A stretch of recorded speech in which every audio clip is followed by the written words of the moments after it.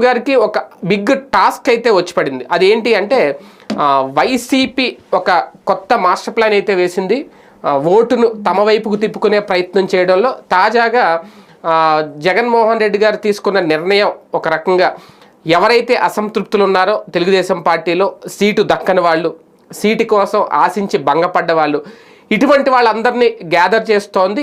Gather చేసి వైసీపీలో చేర్చుకునే ప్రయత్నాలు అయితే ఆల్రెడీ మెమోరం చేసింది. అంటే చాప కింద నీరుల ఒక అద్భుతమైన వ్యూహాన్ని జగన్మోహన్ రెడ్డి గారు నడుపుతున్నారు అనేది చాలా స్పష్టంగా అర్థమవుతుంది.